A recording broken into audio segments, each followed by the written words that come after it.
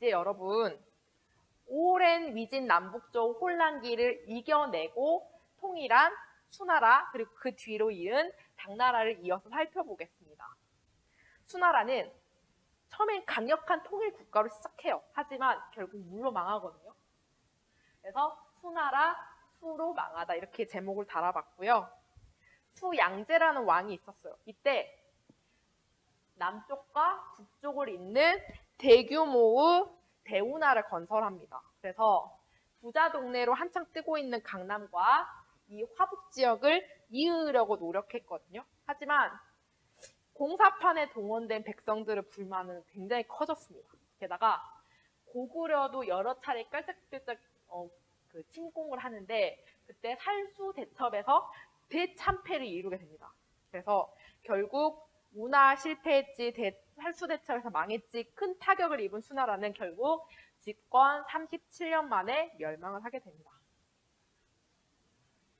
그에 비해 그 뒤를 이은 당나라는 오랜 기간 동안 안정된 통치에 성공하는데요.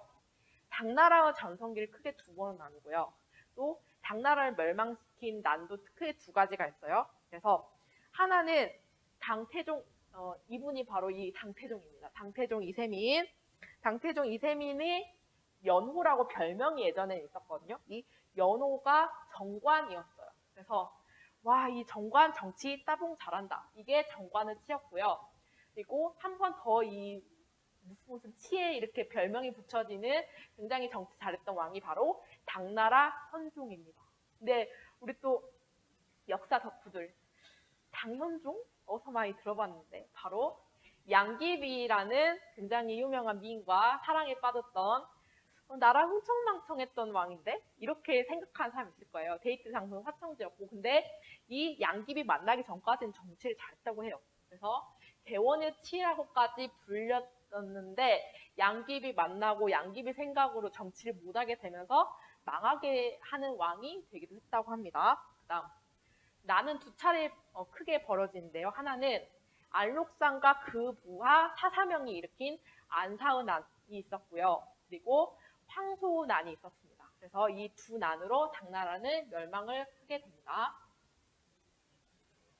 네. 당나라는 오랫동안 통치에 성공했다고 했잖아요. 그러면 그 비결을 일단 살펴보도록 하겠습니다. 첫 번째로는 기미정책입니다. 좀 용어가 어려워요. 뭐냐면 기미가 보이다 할 때 그 기미도 아니야.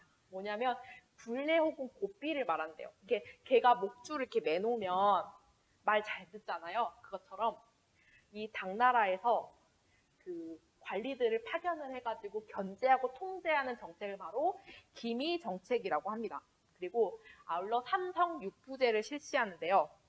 지금도 이 글자가 좀 선명하지 않은데 대통령이 있고 국무총리가 있고 그 밑에 뭐 외교부니 교육부니 국방부니 하는 수많은 부서들이 있는 우리나라 통치 체제가 지금 그렇게 돼 있는데 잠깐만요. 제가 뒷장을 갔다 올게요. 이렇게 삼성, 세 개의 성과 육부, 이후 예병 형공의 육부를 가지고 집행을 했던 정치 체제가 바로 삼성 육부제예요. 네, 그리고 제도로는 균전제와 조용조와 부병제를 실시하는데요. 균전제는 뭐냐면 균일하게 밭을 주는 제도예요. 그래서 백성들에게 땅을 고르게 나눠줘서 자영농 육성하는 그런 정책이었고요. 조용조는 쉽게 말해서 세금 이름이에요. 조는 세금, 용은 노동력, 농역 뭐 이러잖아요. 그리고 조는 특산물 이렇게 이런 것들을 갖다 바치게 하는 제도가 바로 조용조였고요. 그다음에 부병제는 뭐냐면 군대를 누구나 가야 되는 제도예요. 의무병제라고도 할 수 있겠어요. 네, 그래서 삼성 육부제와 조용조의 구체적인 시행 모습이고요. 특히 이 화살표 잘 보세요. 농민은 병역을 수행함으로써 당 조정에 기여를 하고요. 그 당 조정은 농민들에게 균전을 지급했고요. 그것도 농민들은 조용조라는 걸로 당 조정에 낸 이런 화살표 관계 잘 살펴보시기 바랍니다. 네, 이렇게 잘 나가던 당나라는 서서히 무너지게 됩니다. 그 무너진 이유 중에 하나는 바로 절도사의 등장이거든요. 절도 있게 당을 장악했다는 예, 그렇게 언어 드립을 해봤는데 그 절도 있다와 절도사는 다르긴 해요. 한자가 다른데 그냥 그렇게 기억을 하세요. 절도사가 등장함으로써 당을 장악하게 되고 멸망하게 되는 그런 거였다라고 기억을 하시고 두 절도사가 유명한데요. 일단 하나는 주전충이고 하나는 조광윤이에요. 주전충이란 절도사 때는 당나라가 멸망을 하게 됩니다. 근데 당나라가 멸망을 했다고 바로 새 나라가 등장하진 않거든요. 5대 19기라는 또 하나의 혼란기를 또 거칩니다. 그래서 그러다가 조광윤이라는 절도사가 송나라를 건립하면서 수당 그 다음에 송나라가 되는 거거든요. 한편 아까 배웠던 그 안사은안 있잖아요. 안사은안을 거치면서 이 제도라든지 이런 게 확 바뀌게 됩니다. 굉장히 중요합니다. 이거 중요 포인트예요. 그래서 균전제는 뭘로 바꾸냐? 장원제로 바뀝니다. 그 장원이라고 하면 되게 넓은 땅을 영주가 다스리고 그 농민들을 부려먹잖아요. 그래서 농민들은 아까 자영농이었는데 소작인으로 전락하게 되고요. 부병제는 뭐라고 바뀌냐? 모병제로 바뀝니다. 이 모는 모집할 때의 모자예요. 그래서 의무적으로 군사들을 이렇게 가는 게 아니라 모집을 하는 거 필요한 만큼만. 그리고 조용조라는 세금 제도는 양세법으로 바뀌거든요. 양세법은 뭐냐? 여름, 가을 두 번에 걸쳐서 세금을 내는 제도가 바로 양세법입니다. 살펴보시고 그래서 여러분 이제 마지막으로 과제 제시인데요.